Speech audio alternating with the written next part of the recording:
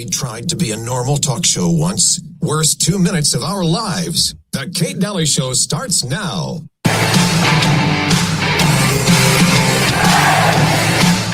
I have a delivery for Clark W. Grisman. I was supposed to deliver it yesterday, but it fell between the seats. I didn't see it. What is it? It's from my company. Yep. My bonus.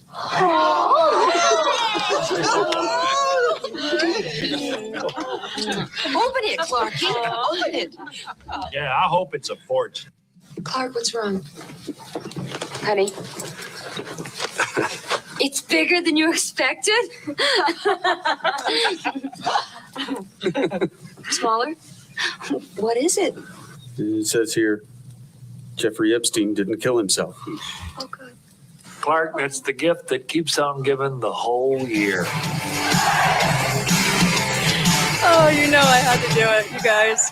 Oh, that was so good. I love that. I still laugh at that all these years later. That clip, that's one of my favorite movies is Christmas Vacation, or the Christmas Vacation. Yeah. And we watch it every year, and I still laugh at that clip because here we are all these years later. Epstein is still, look at the story that keeps emerging from Epstein. And by the way, he's only one of many that are the collector of honeypots and everything else. All the dirt, all the blackmail. He's one of many. He's not just the one. And they're kind of making it look like he's got all the goods. He's only one. So there you go. But it'll be interesting. You know, the betting sites, they have political betting sites, and they're betting that President Trump will do something by the end of the year as far as releasing the files. And there's actually a bet on that. There's millions on that bet. Anyway, it's kind of an interesting story, but not the story we're telling today.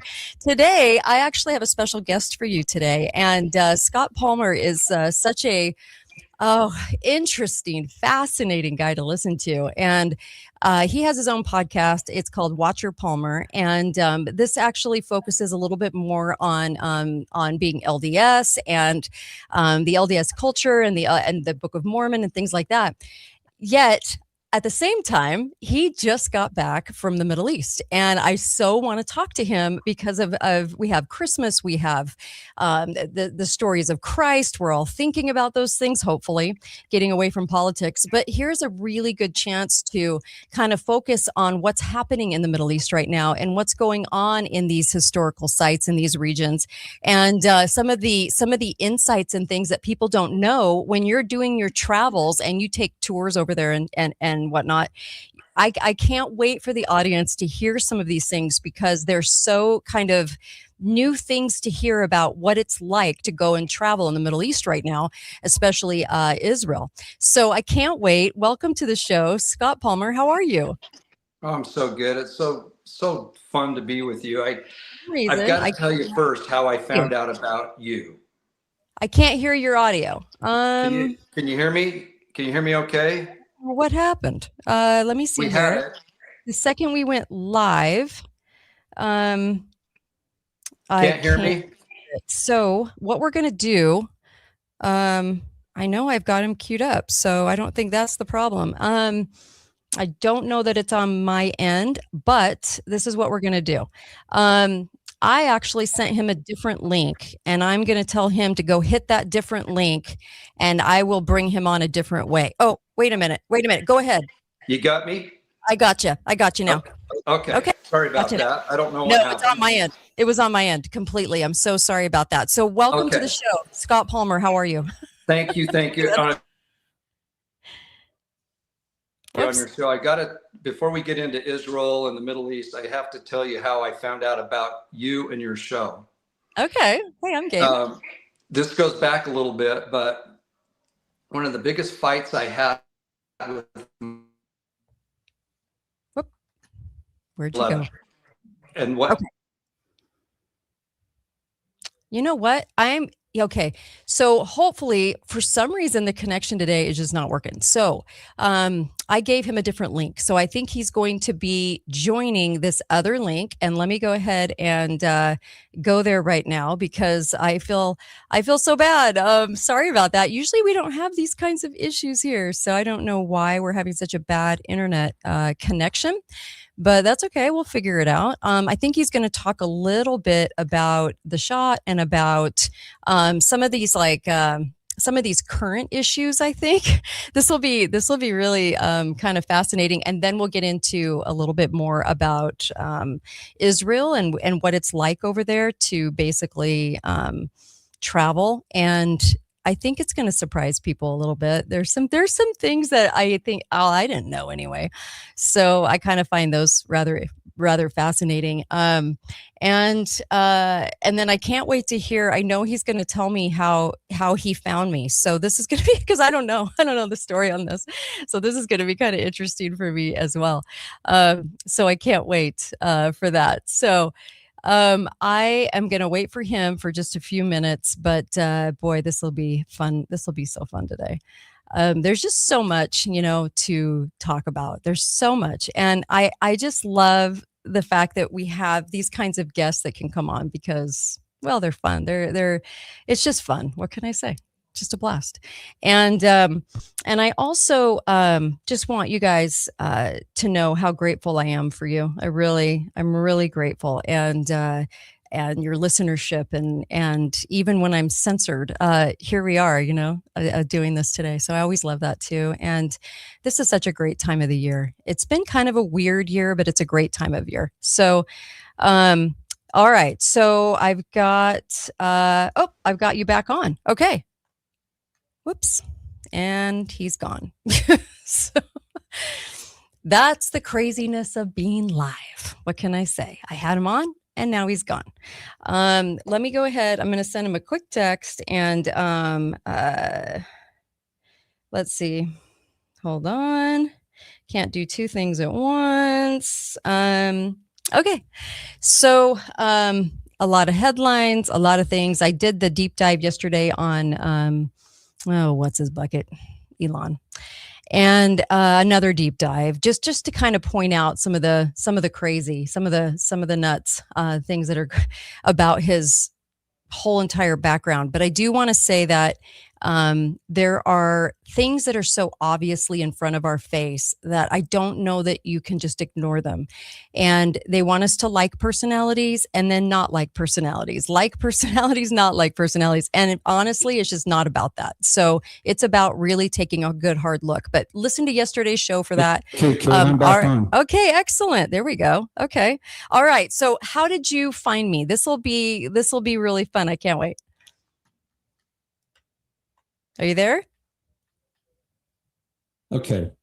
So I'm here. Can you hear me? Yep, we got you. I'm connected. Okay, we're good. Okay.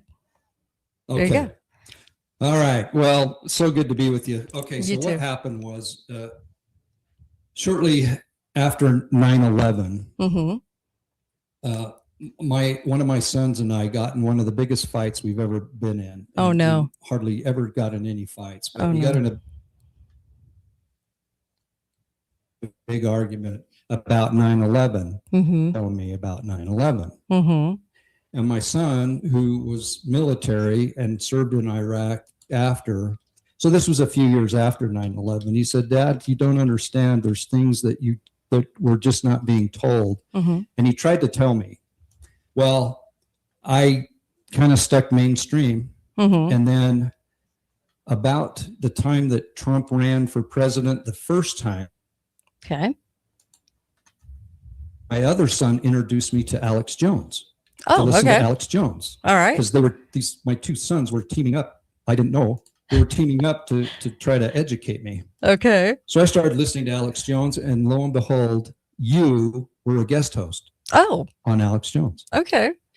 And I heard you for the first time. I was like, and I didn't know who you were. I didn't know where you were from. I didn't know anything of your background, but I just went, dang, I believe Really?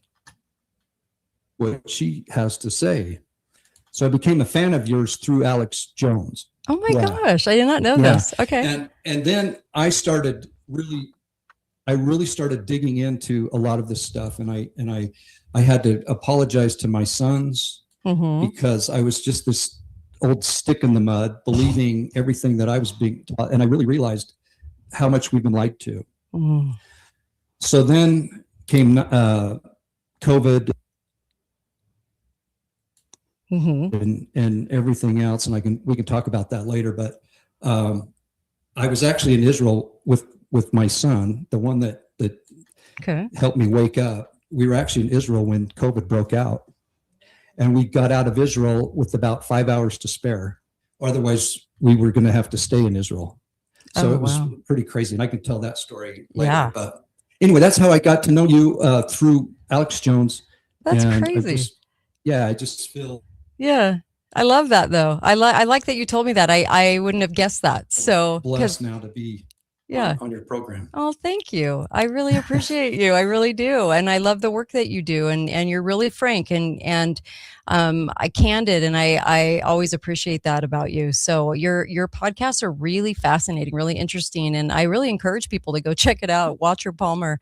It's just, they're fantastic. So I love that. So Thank you. So with all the information coming out on the shots, and I'm hoping that people finally get it, finally realize that you don't need their stuff. You don't need their shot.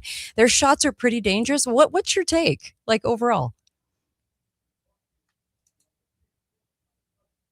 Are you My there? goodness, Yeah. I used to get every vaccine. Oh, Anytime there was a flu shot, I would get it. We lived in Park City for most of our time, and we'd think, oh, we got the film festival coming up. We better get every jab we can get to protect us from everybody who's coming in. That's what that's kind of the thought. All of our children, I came from that realm. And then, like I said, when it broke out, and the news started spreading, my son and I were in Israel, and we witnessed a lot of places shutting down because of COVID. Israel was probably the craziest place to be, because they did some extreme things, because they think everyone and they have a right to think that. We come home, and the idea was that we needed to quarantine for at least 2 weeks because we were out of the country. Well, for personally, I didn't mind that at all. I was like, yeah, I'll stay home for 2 weeks. That's fine. And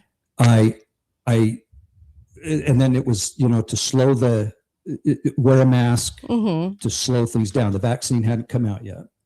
So I thought, okay, I'll wear a mask for a week or two. And then everything just started hitting me like this. We're being lied to. This whole thing's a lie. These masks don't work. Everything's a lie. My wife in turn started studying and really, really, really looking into everything about it. And we just I became so focused on, first off, not wearing a mask. And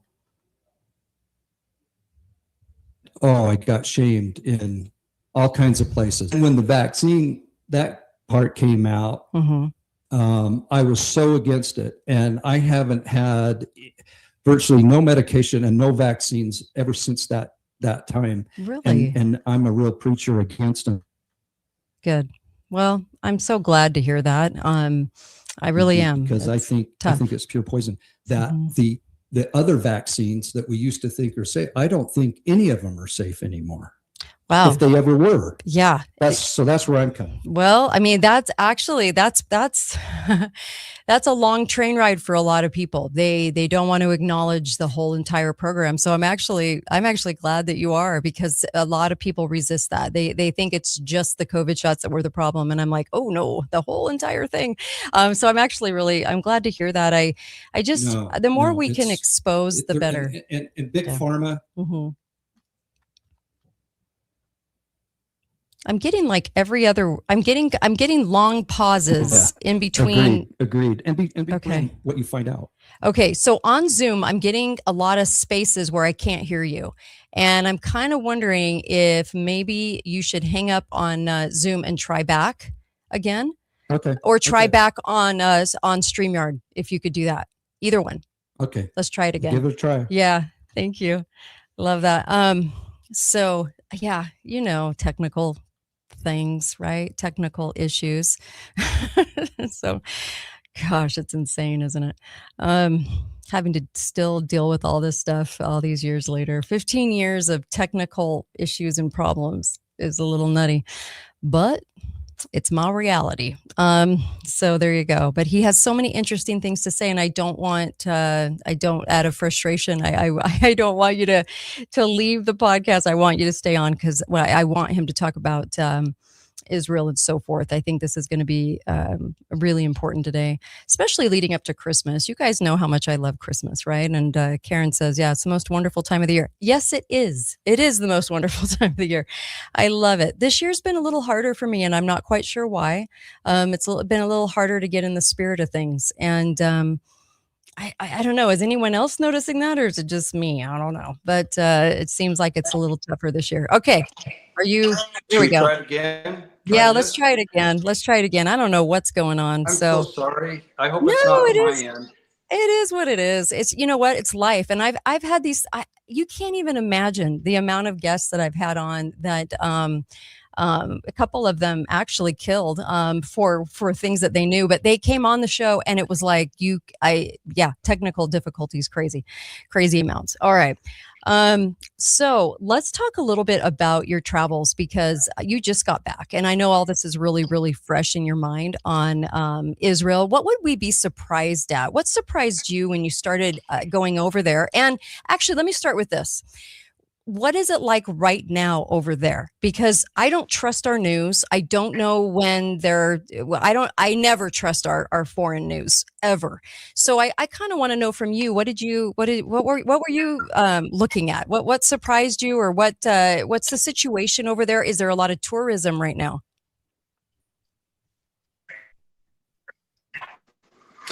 So yeah, I just moved back. I also there in February of this year, and both times I feel totally safe there. No issues. I tell people I feel safer there than I do in most major cities in the United States. And Okay. Right. So it. Okay. Scott. Oh, you guys. All right, I'm gonna tell him to go back on Zoom. That wasn't working. I have no idea why this is going on. And usually it's always like the crazy part of this is that it always happens when we're live. So there's not much I can do about that. But we're gonna get this to work today. I promise you that. We are going to do it. We're gonna make it work. Okay, let me go back, and I wish this wasn't the case. Okay, try Zoom. So there's a couple different platforms that we could use, but this is beyond. I know it's so frustrating for you guys. I'm really sorry about that. Okay, so are you there? Are you there? Well, let's see if that worked.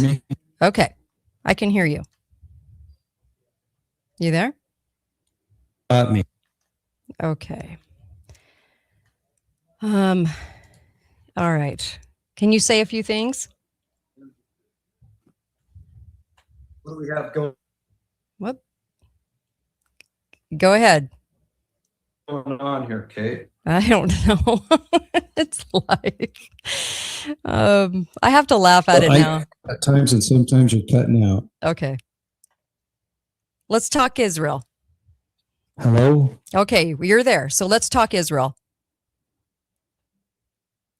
Are you there? All right. Are you there?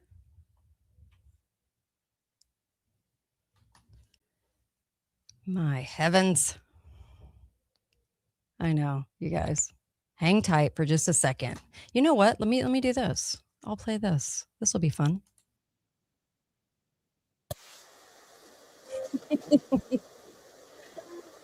Why not entertain you with some music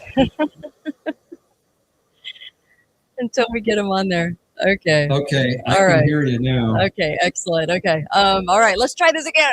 We're gonna do it. We're gonna make it work. Okay. Okay. So, all right. So, let's talk Israel. Okay, so Israel, for me, it's yeah. So this last trip, we first started in Egypt, actually, Mm-hmm. and it's awesome to kind of figure out Christian, Muslim, Jewish, and all these things, and Mhm. everybody, whether you're in Egypt, Israel, or Jordan, which is the countries we traveled this last trip, Right.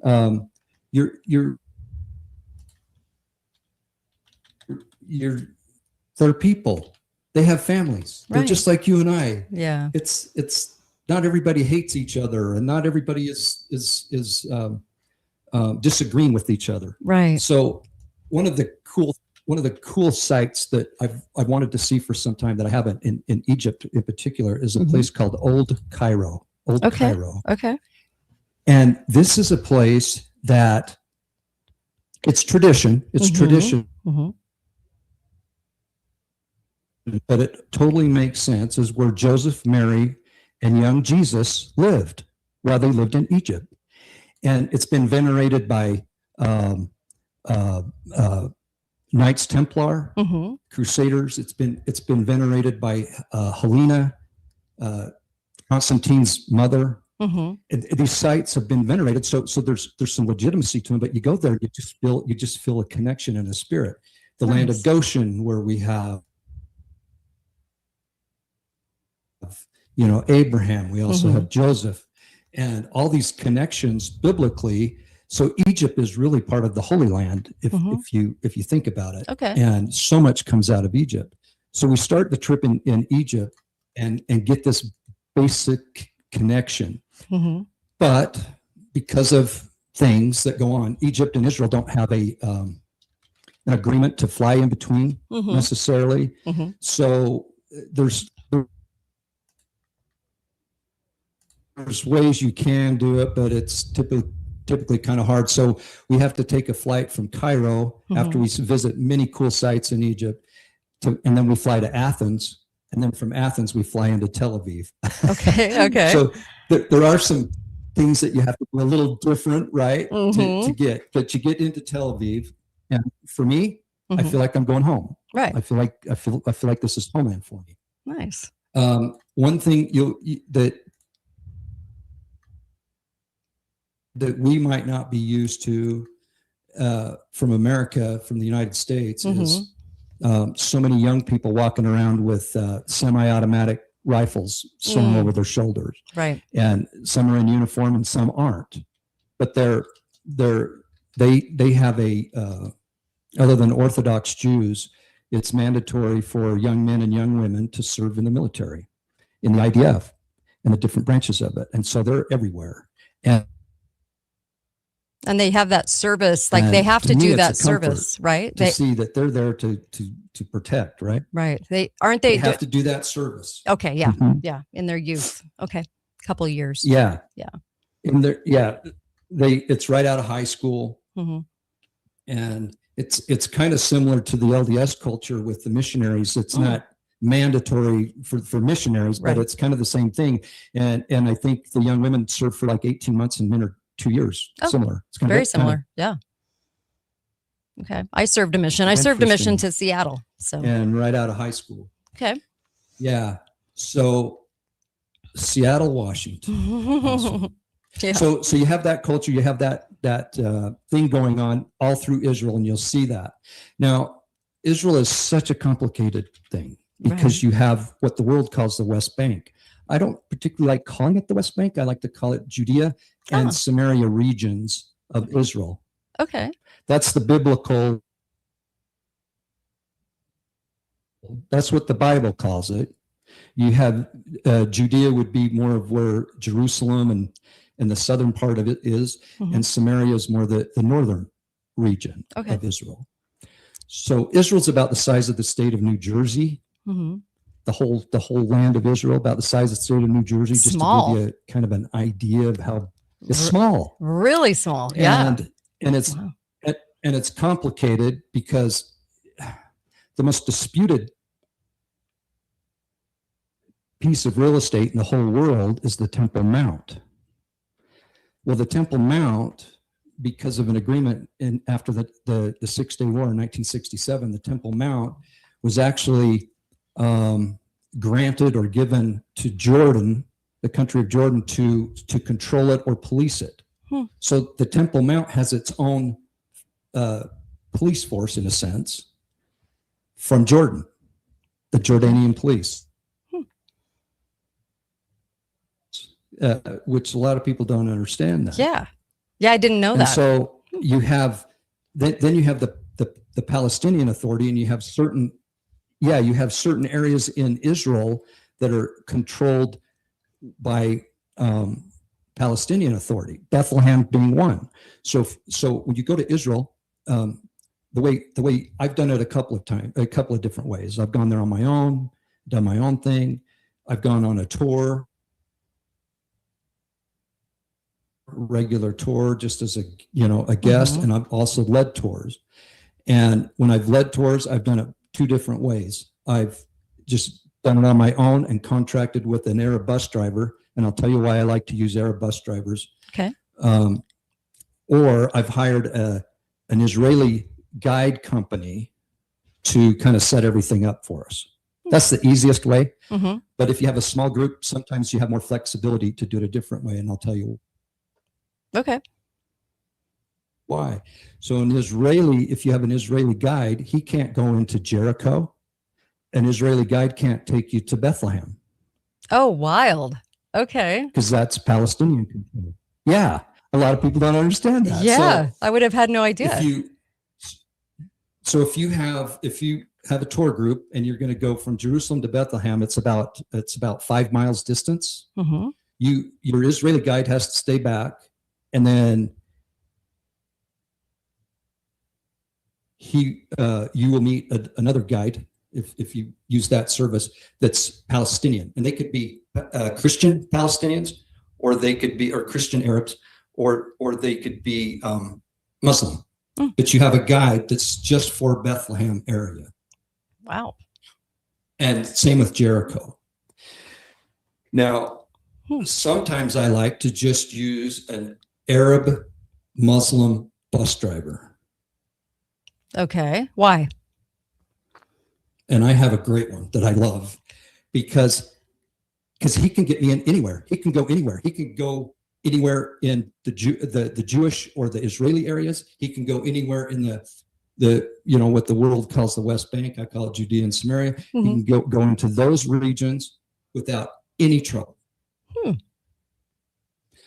So, like, for instance, there's one city that I've only been able to get in there one time.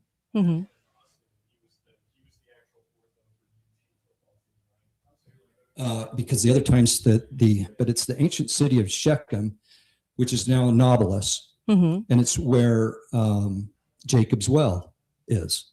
Okay. And also Jacob's bones were brought there, and his tomb, not Jacob, Joseph's bones were brought there, and his tomb is there. So it's very significant for us, for Christians and Jews to go there, but it's in a very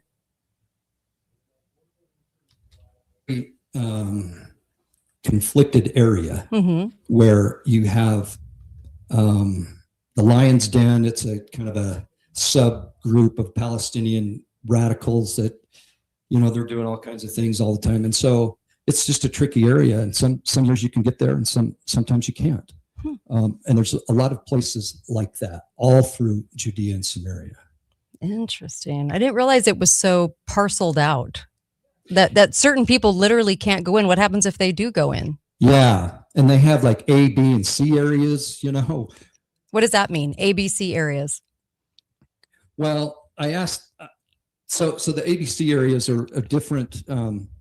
they're kind of a blend of like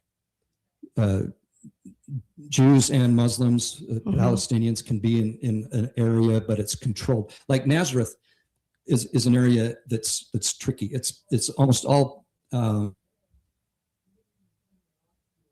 Palestinian, Muslim, some Christian, but a Jew can go there. An Israeli Jew can go there, but the government, the people, the town, it's not Jewish per se. Okay. So you have areas like that, but then you have certain areas, like I said, with Bethlehem and Jericho, that an Israeli Jew cannot go. So our guide, who was with us just where we just got back from, I said, what would happen if you just went with us? And he said, well, 99% of the time, nothing. But that 1% of the time, I could end up in a prison. Wow. I could lose my life. And he goes, we don't take that chance. We just don't take that chance. Just for going into the site that they're not allowed in? Yeah. Yeah. Wow. Jeez. It's pretty heinous. Temple Jeez. Mount's example of a B, kind of a B area, because so the Temple Mount has several entrances to the Temple Mount, but Jews and Christians are only allowed to go through one specific gate for a 2-hour period, a couple of days a week. Okay. Muslims can go through any gate and 24/7 and go to the Temple Mount. Wild. Okay. A lot of people don't hear that. Yeah. Don't know that. One time I had a set of my scriptures with me, and I was, and I knew better, but I did it anyway. But I had them in my backpack, and you go through security to get onto the Temple Mount, and the Jordanian police, they said, you can't take these scriptures up on the Temple Mount. I said, okay. And I said, well, I'm not missing my chance to go. And they said, well, you can just leave them here. So I left them on top of this kind of locker. And I mean, you know how precious your scriptures are to you, Right. Yeah. And I was like, I was torn, but I left them unlocked, unsecured, just left them there. Had my 2-hour Temple Mount experience. And later I was able to find them. Now my wife was with me, and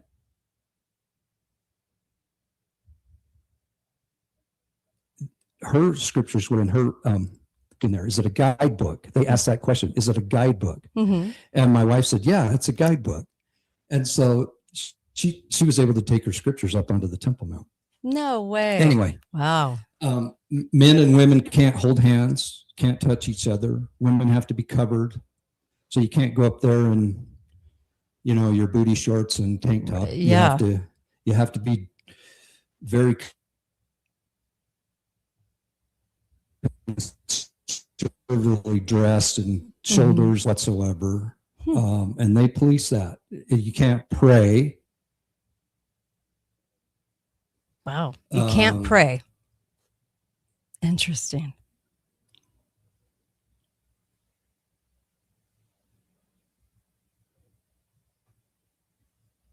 Are you there? Did we lose you again? Uh-oh. Hopefully not. Did we lose you again, Scott? Okay. Yeah. Okay. I'm here. I'm back Okay. now. Sorry. I don't know what happened there. Yeah. It just went blank for a second. Okay. So you can't pray. Like, you can obviously pray within your heart and mind, but you can't show any form of prayer. And the Jews love to do that. So now there has been a little slacking off on that, and the the Jordanian police aren't policing that quite as rigorously as they used to. Okay. So there's some things happening there, but it's just things to be aware of. Yeah. When you go. Yeah. Interesting. But- People don't realize how strict it is. I think, and there isn't a lot of tourism going on right now, right? So people are a little more afraid to get over there. Yes. Yeah, and it's actually such a good time to go because of that. Oh. I've been there where the crowds are so big, and it's really hard to feel the spirit of an area. But when you go into the Garden Tomb area, or even the Holy Sepulchre, which are the two main sites where we think Christ was crucified and entombed out of the tomb. There's two main sites. The Holy Sepulchre, that's more of the traditional Catholic and Orthodox Christian view. And then the Garden Tomb is the other site. I love to go to both. But when it's crowded, it's really hard to feel the connection to I would imagine to what event took place there, when there's just millions of people, or thousands, let's say thousands of people. So the last two times I've gone, just recently got back, and then last February, it's been very quiet. Like to tell people, if the Israeli government says it's safe for you to travel there, it's safe. And that's not to say that something might, could happen, but I've never felt threatened, never felt afraid. Good. Had some sirens go off one time. You seek shelter. You have places of shelter that you can go to, but typically it's good. And now's a really good time to go because of that. Which like historical place, as you're going through your travels, which is the most, what was the most like, and I don't know if it's easy or hard to say this, but which one struck you as probably the most spiritual or the most on target for what it was representing? I mean, and preserved to be. Do you know what I mean? Like, which one would you say was like, oh, this is the one where I really felt, oh my gosh, this was the place?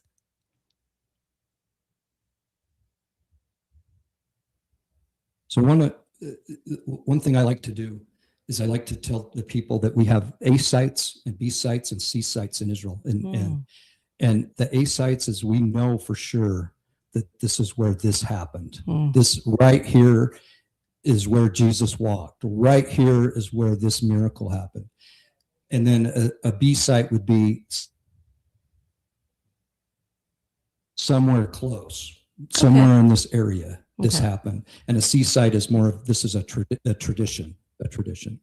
So an A site for me, and one that just touches me dearly, is the top of the Mount of Olives. It's called the Church of Ascension. It's not even a church. It's just a little tiny dome shrine, but it's been venerated for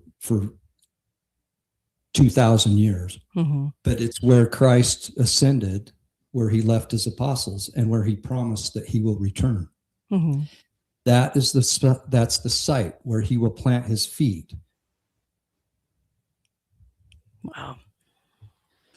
When he comes for his second. And what I like to do is take a group of people, we start there, and then we make the descent down the Mount of Olives, where Christ made his triumphant entry. When we talk about the Passion Week or Holy Week, Palm Sunday, we know that Eastern Gate, that's where he came through. We go down the Kidron Valley.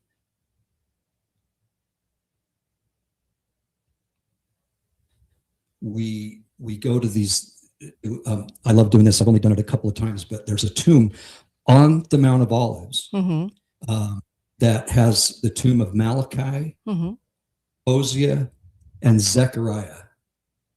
And so we open up and we read many of their scriptures. This is all on the Mount of Olives. At the end, towards the bottom, you come to the Garden of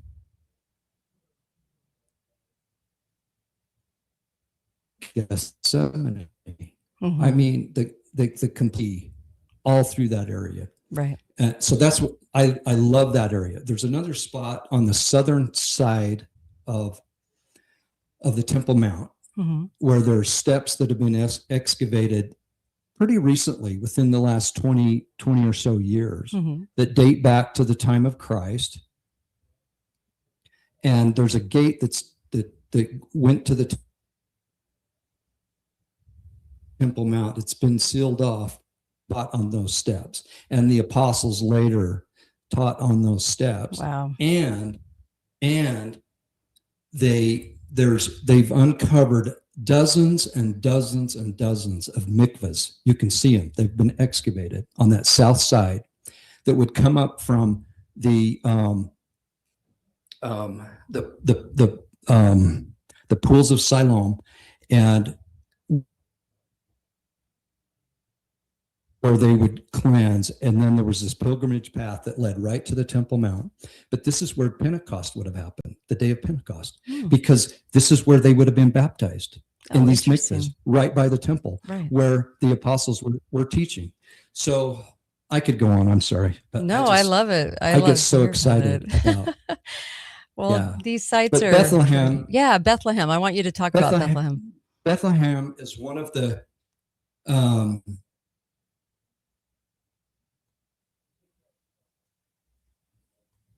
I know one individual that Bethlehem was her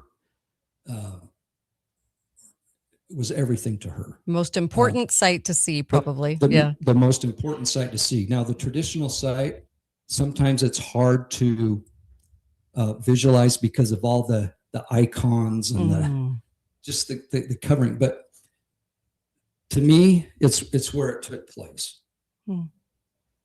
But what I like to do is take people to what's called, so you go to the traditional site, you feel the spirit of it. I'll tell you one really quick story of Bethlehem. One time we were there, and we came out with our group and we sang "Oh Holy Night." Ooh, wow. And we had people from literally all over the world join us in singing that song. And tears, the spirit was so strong. And here's the cool thing is you have pilgrims from all over the world that come. When you go there, you're not, a Mormon or a Catholic or a Protestant. You're a believer in Christ, and you all come together. And I would say Bethlehem is that site that really, really brings that. But the Shepherd's Fields, we try to get our groups there to go, because that's where you would feel more of it. There's Bedouin herding the sheep there. So amazing. So with Bethlehem, what is it? How would you describe it? What does it look like now? I mean, how populated, like that area, like what's there now? So it's really interesting. Like I said, it's only 5 miles from Jerusalem, so it's mostly homes. It's mostly buildings. You feel like you're almost in a city, especially at the traditional site. But just outside of that are open fields, and it's very rocky. If depends on what time of year you go. If you go in the spring, it'll be more green and more pleasant to look at. In the fall, it's pretty barren. But it's rocky, it's hilly, it's rugged country. So, but you can go up to, Herod had a palace that overlooks the fields of Boaz that when Ruth and Boaz met. So we go through that biblical story. It's so cool.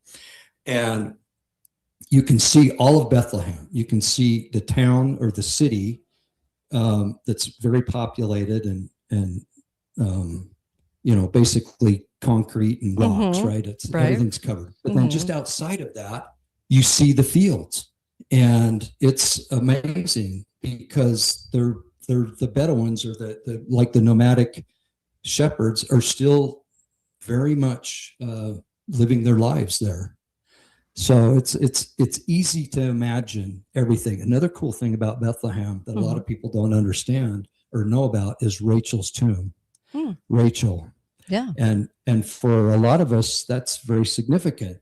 because she's like our great great grandma. Mm-hmm. If you're from Ephraim or Manasseh, your mom was Rachel. Interesting. And her tomb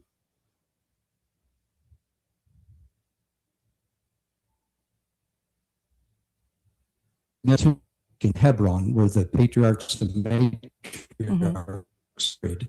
She was buried on the roadside, giving birth to Benjamin. And that's in Bethlehem.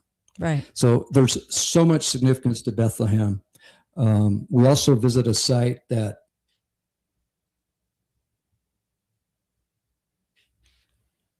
tradition is it's called the place of squatting. And it's just there was an old teen chapel built there. A lot of people felt that was the place where Mary gave birth. And there's you just have a bus driver pull you over on the side of the road and you go out into the field. You can see the kind of the octagon shape of a Byzantine chapel, which would have been, 300 or 400 AD. Wow. And so there's just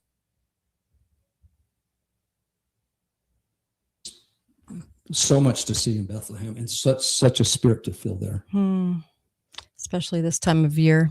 I've had guests on the Nazareth, show. Go ahead.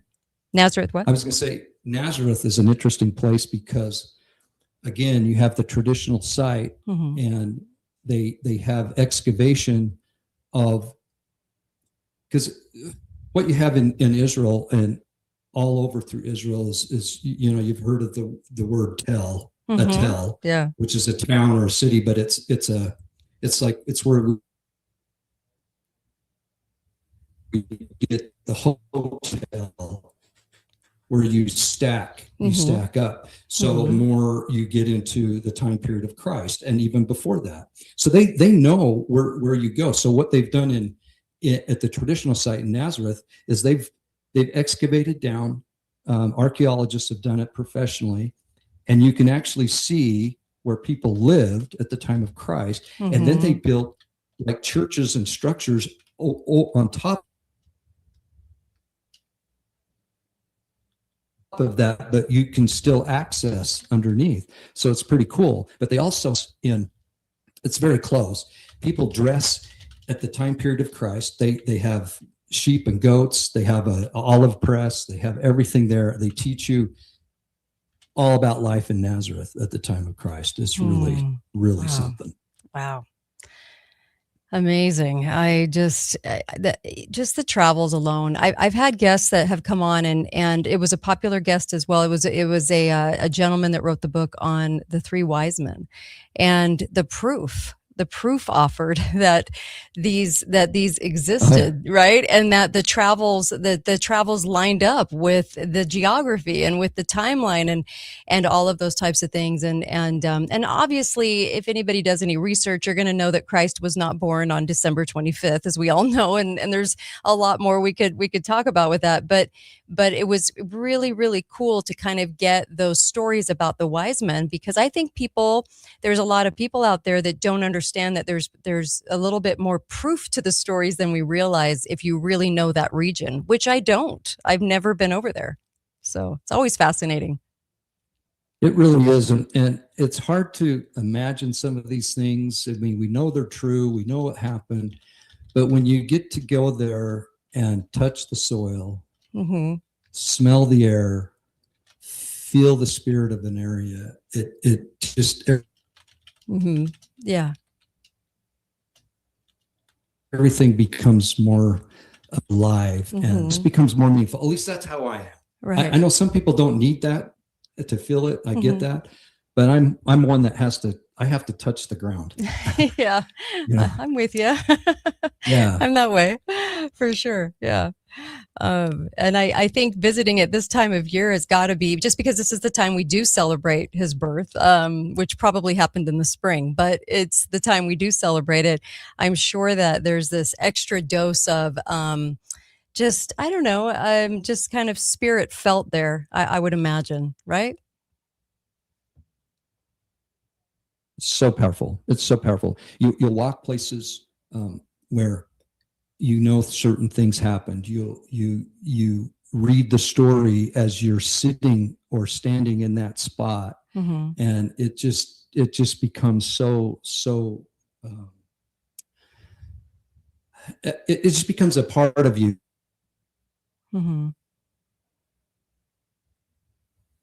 that you can't let go. I'll tell you, over there, we actually got to the city of Shechem, which is between the two mountains,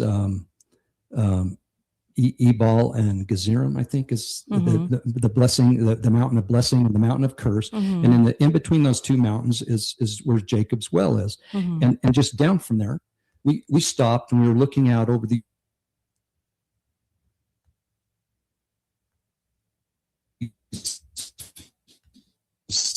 Ooh, we're having rocky side hill, and he said, "Are we having difficulty?" A little bit. Finish what you're saying. Can you hear me okay now? Yeah, finish what you're saying. Okay. So I asked my son, I said, "What are you feeling right now?" And he goes, "I feel like I'm going home." And I said, "Well, let's pull out our book and see what's going on here." And so where we were standing was the trade route that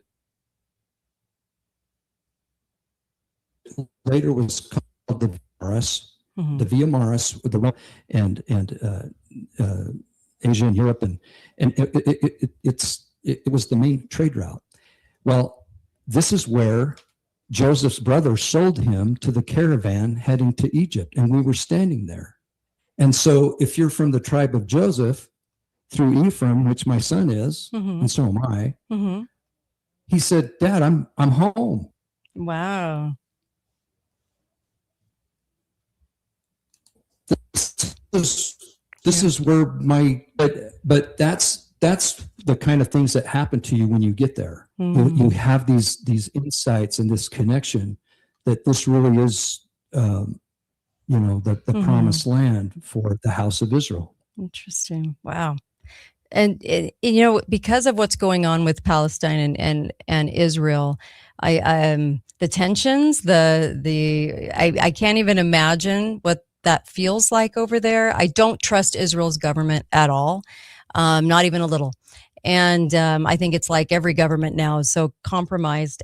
But it's not really a reflection of all the people, just like our government isn't a reflection of us. And I say that a lot just because sometimes people like to quote me as saying, that I'm obviously I get the labels that you can probably imagine, but that's not the case. I just separate them. So in that case, what was it like going over there and kind of getting a feel for these two sides right now that are kind of going at it?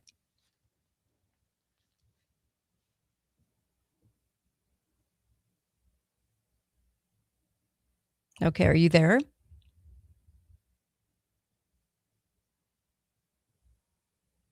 I still can't hear you. Scott, are you there? Darn it. Did we lose him again? This can't be. Oh, you guys.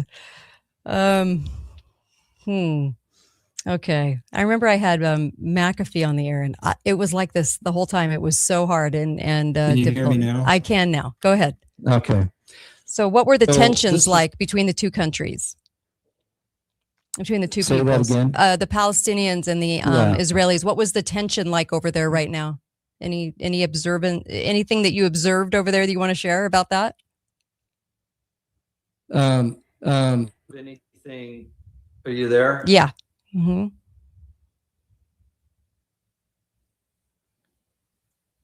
I feel like we're not connected. I know. I'm gonna probably. Now? Yeah. For some reason, Yeah. Just if you want to just hit on the if you just want to hit on the tensions really fast. Hello? Okay. Can you hear me Nope. okay? You're Okay. there. Yep. Can you hear me?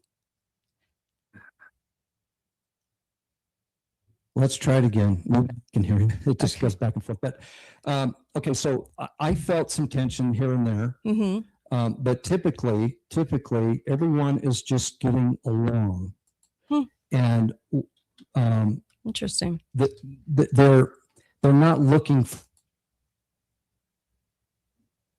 a fight. Mm-hmm. Like I said, I love when we communicate, but we have the Israeli guide and the Muslim bus driver Mm-hmm. together, Mm-hmm. you can tell that there's a bit of disconnect between the two of them. But what we see on the news is just hatred, and that, I don't see that. I don't see that. Interesting. Okay. I'm glad that you kind of chimed in on that, because I think people are very much wondering about that, because there are some tension. It goes on with,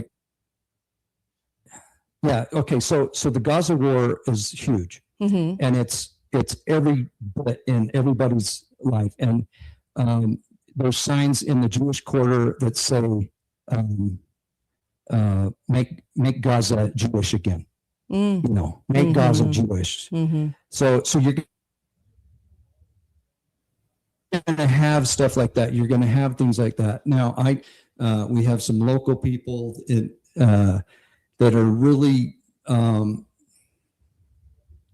me, I think they're making a big mistake in blaming Israel for everything. You have this small country surrounded by people that don't want them to exist.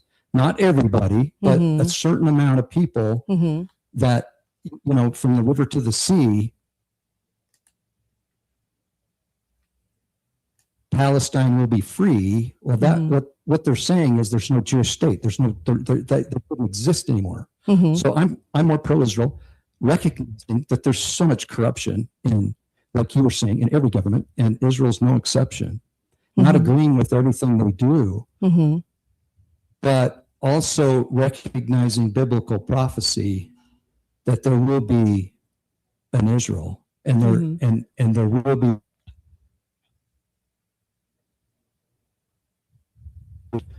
for the children of Israel. And that, I can't deny that. I can't deny what the Bible says. So I look at it through a biblical prophecy versus what's going on from day to day and what government leader lied and all that. You got to recognize it, but I don't blame Israel for, and Jews in particular, for all my woes. I just don't. I don't do it. I don't trust their government at all. But that's probably a totally different show. I really kind of, because of the audio problems, we're probably. I know. Well, yeah. It's kind of crazy. Because we're having so many audio issues that we'll probably end quicker than I wanted to today. And I'll have you back, and we'll fix those issues, and I'll have you back when we can have a proper conversation. Thanks, Scott. I really appreciate it. Actually, you can catch him on Watcher Palmer. So it's a great podcast, and you can get a little bit more explanation without all the audio issues, and I really, really do appreciate that about him. I'll tell you, it's frustrating because of all the things that have been going on, and mainly since the intelligence agencies have had their day, and they've been able to do what they do, and the color revolutions and the takeovers of governments and inserting their guy to do business. And there's just so many things like that. And this is why I do not trust Israel's government as far as you can throw it. So it's a tough one, because this has nothing to do with the people. It's more about the governments at play is really what I'm talking about. So and I'm with you. There was a comment that came across about biblical prophecy about Israel is not about the current country Israel, and I agree. And I was actually going to ask him about that, but the audio coming across is just too hard. But it's the gathering of Israel isn't necessarily, I think, based on the location, which by the way we talked about yesterday, Dr. Duke Pesta and I, because of World War II. I think one of the goals actually of World War II was to have the region, the location, the geography of Israel as a state, right? So that came out of, along with the UN, that came out of World War II, and I actually think that was a goal from the beginning. So there was a goal there, and we could do a lot more on that. I'll have some more guests about that, but I'll tell you, I think the misconceptions out there are truly when I think about the gathering of Israel versus the geography. So I actually will agree with that.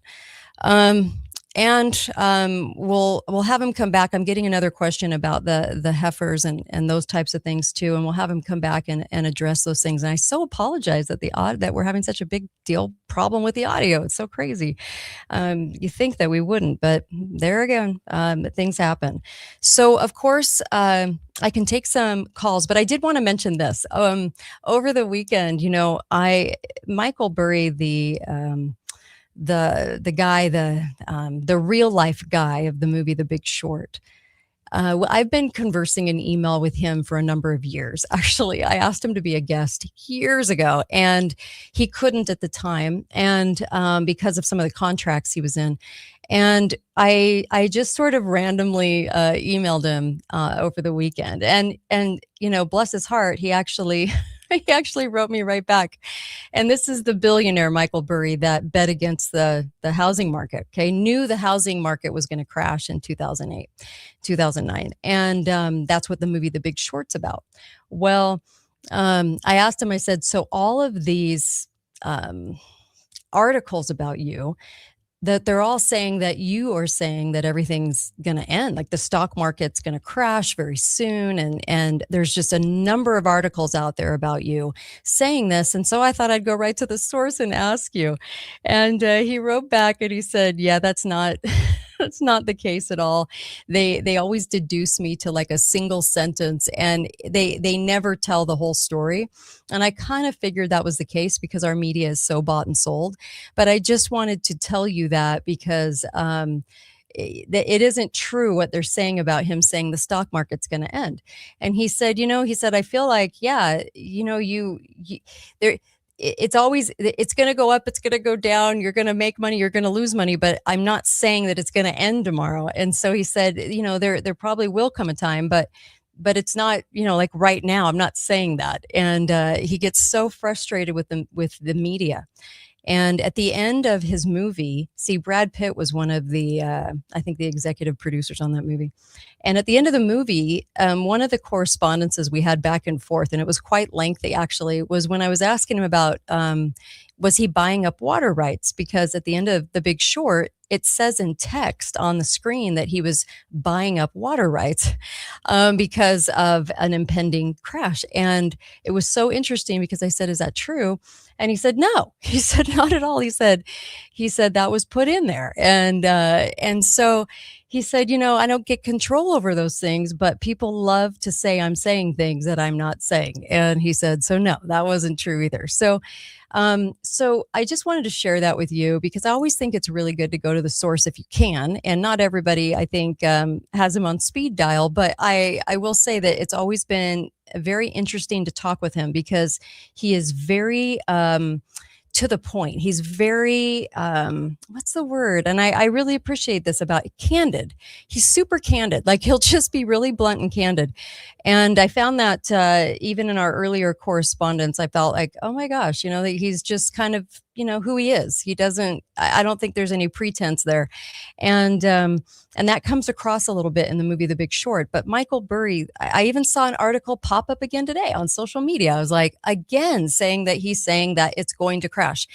Do I think it is? I do think it will, but it won't happen now. I don't think it's right now. I actually think that things are going to keep going the way they're going right now for a little while. I don't see an impending crash within, a couple of months. So isn't it interesting how the media is allowed to do that though? They're allowed to, well, not allowed. They're basically told to do that. And I wish we had more truthful media. I really do. It gets really frustrating out there. And I know you're frustrated with it too. I did want to kind of cover that and there's just so many things to cover in a show, but I was looking at some of the headline news and I thought, there's some interesting things. I'm going to give you the text line and the call-in line so you can call in 435 680. I'm live right now, so you can call in 435-680-2503. So 435-680-2503. I'm going to repeat that in a second so that you can actually type it to yourself in a text on your phone if you're on your phone. But you're welcome to call into the show right now. I'm happy to take your call and we can kind of hit on anything. So I was just oh man, there's just so many things I was looking at. Okay. The other one is people are also betting on the Time magazine cover, and most likely it's going to go to AI. Which is really interesting person of the year cover for Time. Whoever lands on Time is part of the club.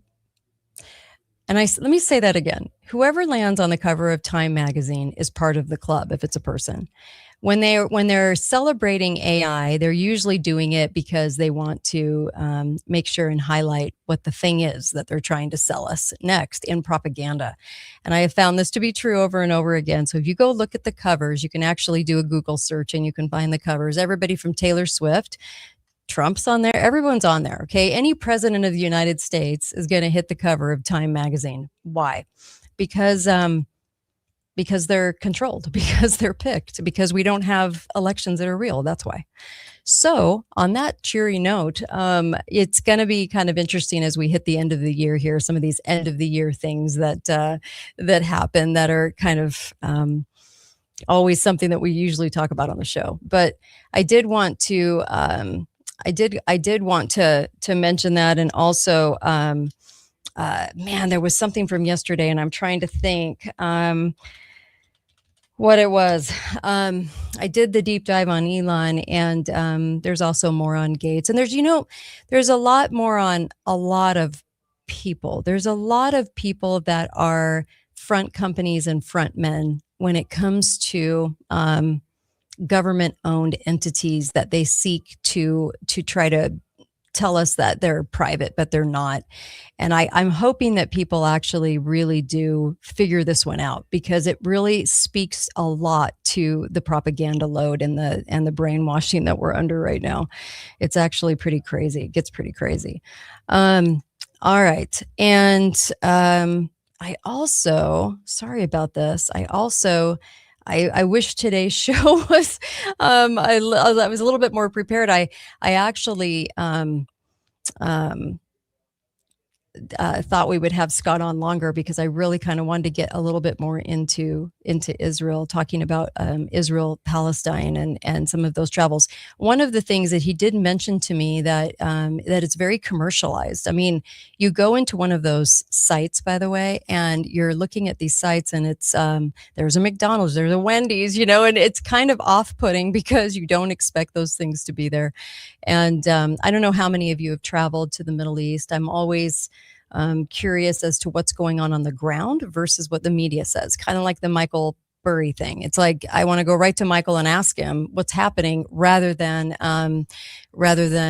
try to take the media's word for it. Because I know that we're going to be told a lot of lies, just so many lies that it's getting really bad, actually.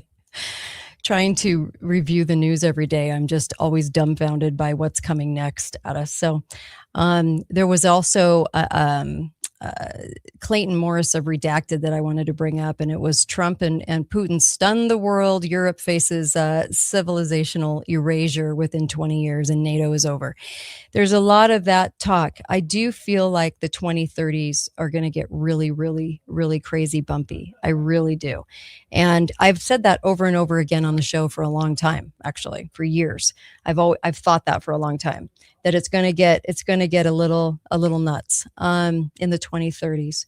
And the process of, we were talking about spiritual things earlier, the process of kind of like the last days for those that believe in Christ, I believe in Christ, is over a period of time, and not significantly quick. And I don't think it's going to be very, very fast. So I think it's going to take a significant amount of time. But I just want to share those thoughts with you today. It's I'm really grateful Scott came on, because I think that it's really important to to get back to those basics, especially at Christmas time when we're talking about Christ's birth and celebrating that. And we say Merry Christmas because it is a Merry Christmas, and it was the event that truly saved us. And him coming and engaging in the atonement, very, very important to Christians all over the world. And this is a time when I notice people are a little nicer to each other and a little better. Kind of reminds me of the Scrooged outtake, they're like a little kinder and a little nicer. But I so appreciate that. I appreciate the fact that you can kind of see that with people and understand that there's a good spirit to this time of year. And I'm trying to get into it a little bit more this year. It's been a little tougher this year, but I'm truly grateful for this Christmas season.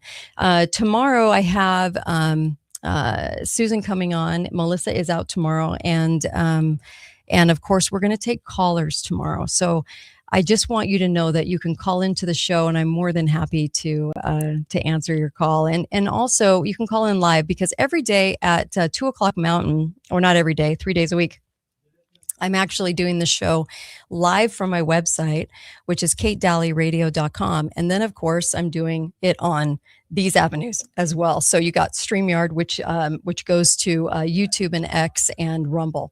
So just to let you know, it's live every day. You can also catch it on the Facebook channel, Kate Dalley Show Facebook channel as well.